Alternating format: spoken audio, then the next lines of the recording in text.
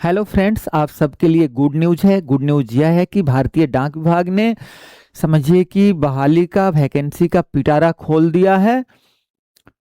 लगभग 28,000 से भी ज़्यादा वैकेंसी लाया है। और वो वैकेंसी किस पद के लिए है?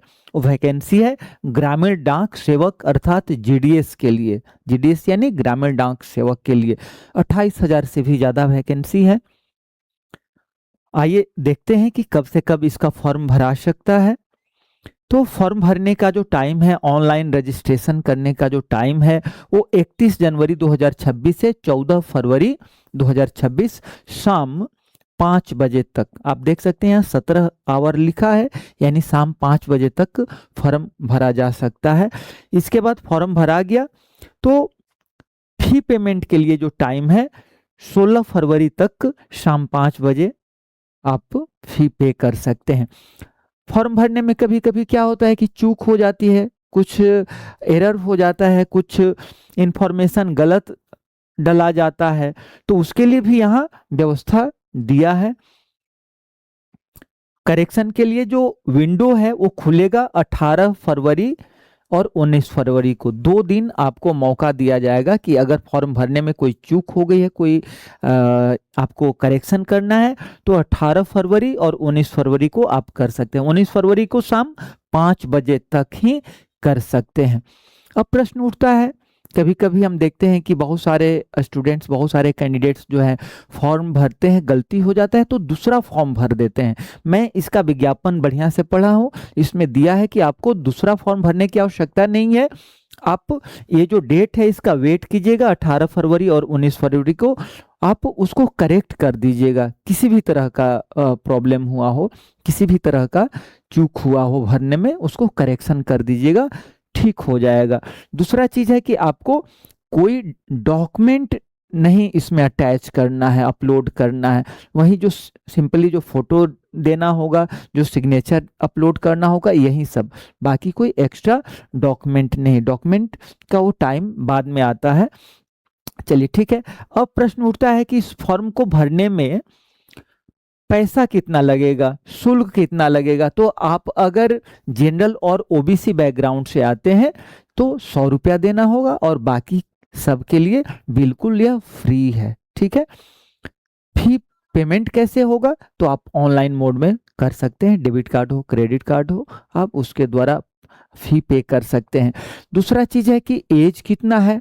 तो मिनिमम एज 18 साल है और मैक्सिमम एज 40 साल है।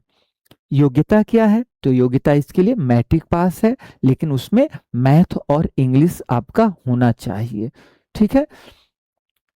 इसके बाद अ, मैं बता दूं कि यह यहाँ साफ साफ लिखा है, यहाँ देखिए वो लिखा भी है कि मल्टीपल और duplicate registration application are strictly prohibited. ठीक ना? ये जो मैं चर्चा कर रहा था यहाँ दिया हुआ है। और क्या दिया हुआ है, थोड़ा सा इसके बारे में देख लेते हैं। यहाँ लिखा है कि the applicants must clearly understand that the GDSs are not regular employees of the department or central government, and their emoluments, allowances and other entitlements are not at par with the central government employees।